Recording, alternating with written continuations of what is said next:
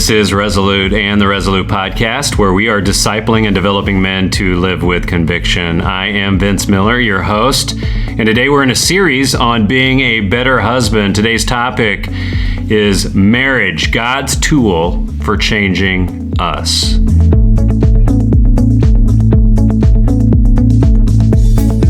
Men, welcome back to the program. If this is your first time tuning in, well, thanks for joining us. The Resolute Podcast is produced multiple times every week. We have Resolute study guides that go along with this podcast for your men's group found on the website for members at beresolute.org. Come back often. Feel free to add this podcast to your favorite RSS feed. You can also follow us in iTunes, as well as any form of social media like Twitter, Facebook, and all these links are located on the homepage of our website. So let's dive in. Well, today we're continuing a series entitled Being a Better Husband. And over the course of the next few episodes, Keith Terhar and I will be sharing how together we have sharpened our skill as men in our marriage.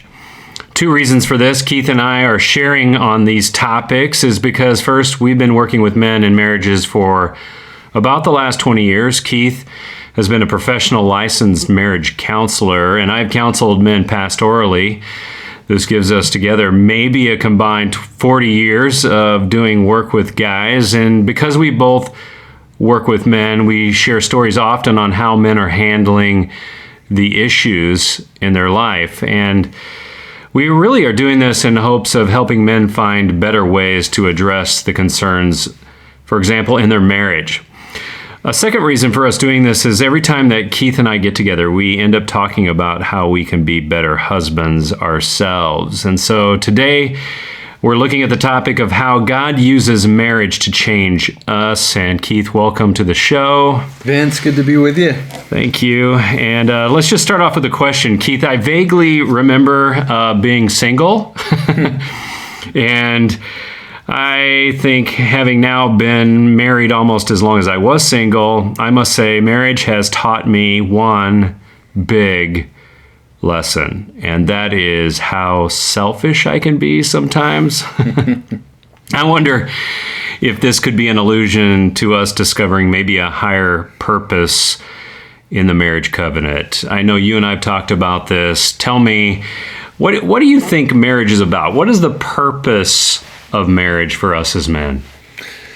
Right. I love this topic because I think there is a purpose that God has for marriage that is really different than what we want to think or act at times. And, God always has a purpose beyond what we see. And I see marriage as one of the greatest tools that He uses to chip away at some of the things that He wants to change, kind of mold us, not randomly, but with a real intention of making us into what He wants us to be. So it sounds like to me that I'm probably right in discovering that marriage has taught me how selfish I am, because I would say in my experience over the last 21 years, you've been married 24 and a half. There we go. The half counts, it does count, doesn't it? Yeah. That what you learn in marriage is that you're going to bump up against another person, and there's going to be some sharp chiseling happening there for both me and my wife. Some of it is good, some of it is bad, right? But we grow through it, and it's how God shapes us. But it seems like I'm hearing you just kind of gently infer that we may misunderstand the purpose of marriage, that we may get into a marriage covenant with somebody and wrongly think or believe that marriage may mean getting our own needs met. And I think I'm hearing you infer that it doesn't always mean that. Can you maybe explain just a little bit more? Well, you said it, right? We are inherently selfish. We do what we want. And when we're single, it's pretty easy. You don't have anybody to report to or to try to get along with. Maybe your roommate, but it's way different. And I think we carry that mentality of self-centeredness actually right into our marriage by thinking about our marriage partner as somebody who can take care of us, give us what we want. And sometimes that's even been fed by maybe our moms who have said, hey, go find a nice girl who can take care of you and cook you a good meal. So I think it's very, very common for us to go into a marriage thinking, this is what it's about. It's about getting my needs met.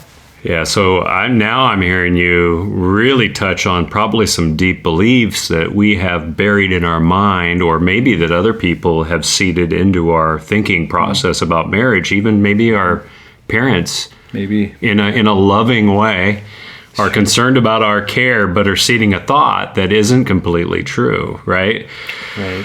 Well, I got to tell you, this starts to really touch some nerves if you start to work it out, right? Mm-hmm. Because all of a sudden, maybe the private thoughts that we have as men and as women about the things that we want from marriage isn't always the purpose of marriage. For example, I think of like women, one of the big, I think, needs that they have in marriage is security. Mm-hmm. And sometimes they seek that security from their husbands, yet that need should be met by God, right, and God alone. So maybe there's a corrupt belief there about the meaning and the purpose of marriage. I think for guys too, let's just go right for the jugular on the guys. We think when we get engaged in marriage that it's about sex. Yes. I mean, come on, it's right, about intimacy. Yeah. Yet our intimacy needs are only filled for us by God. And so we misinterpret the marriage relationship. Now, as I read God's word, I for sure hear that marriage is about forming us into the image of God, right? And us becoming more like Him, not for our own selfish purposes. I've had to learn lessons like that in my own life. Have you had to as well, Keith? Absolutely. You know, you said it. God's purpose is far beyond the immediate of our happiness or of our immediate fulfillment.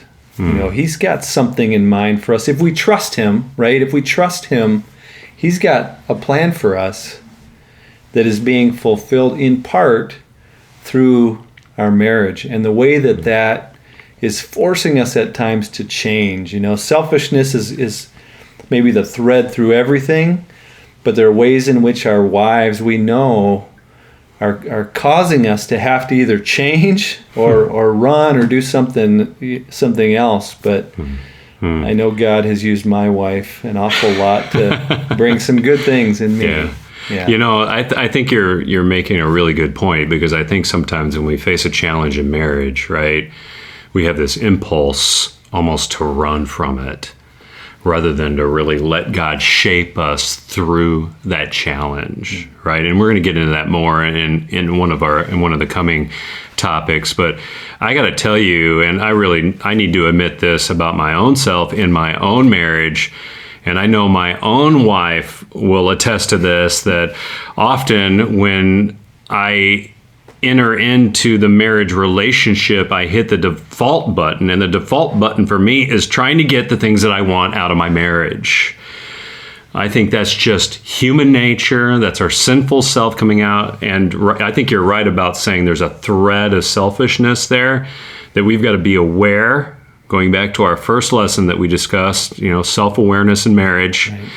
But we've got to be aware of that selfishness and then begin to address the fact that it isn't about me getting what I want out of this marriage relationship. It's about God shaping me. And that's a very, very different perspective. And it really competes with our selfish desires, right? It does. I think it's the battle of the flesh and the spirit right there at work.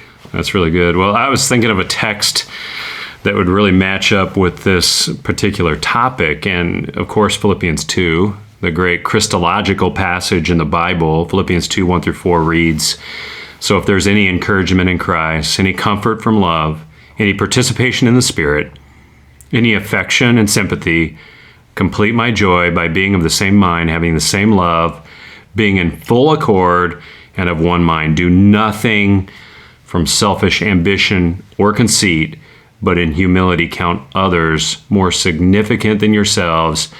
Let each of you look not only to his own interest, but also to the interests of others. I mean, it's just, and then of course we hear the story of Christ in the following verses, right?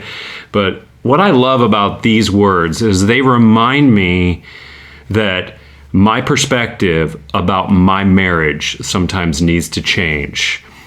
Marriage is God's contract. It's God's covenant. He's got a purpose for it, and it competes with mine. and when I walk home and I am one with my wife, and we are in relationship with one another, whether we're together or apart, I guess, that I'm living under a contract that's not my own. It's something I signed in agreement with God, and it's where He refines me to become His image, a glowing representation of His image. I just think, wow, this could be a game changer for a lot of guys, right, Keith? So let's get real practical. What do you think is one thing that we can do this week, given this topic, to be a better husband? There are a lot of things we ought to be doing to be better husbands. But given this topic, Vince, we talked about self-awareness. Right. And we all have those moments when we realize we're just not getting what we want out of our marriage. And it's at those moments, I think, when we have a choice that we need to be aware of. Are we going to, pout, manipulate, try to do whatever we can to make our wife give us what we want? Or are we going to choose to step back from that and say, what is God really trying to do with me here? Is He trying to teach me something? Is He chipping away at something that I need to change? And do I trust Him enough to go with that and allow that to happen? And I love that passage and the way it speaks to being of one mind and the unity, because I think when we're as a couple unified, God can do amazing things with us that don't happen when we're at odds. That's good. It could be just like you said, a good question to ask ourselves is, what is God teaching me through my relationship with my wife? I mean, rather than what can I get out of it, right? I mean, just such a great perspective changer, just like in Philippians 2. Well, thanks for being with us today, Keith.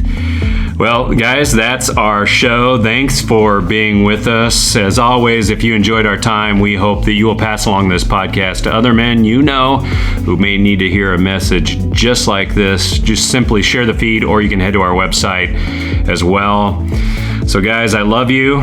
Remember, get off the bench, get into the game, and join us right back here next time for another edition of the Resolute Podcast.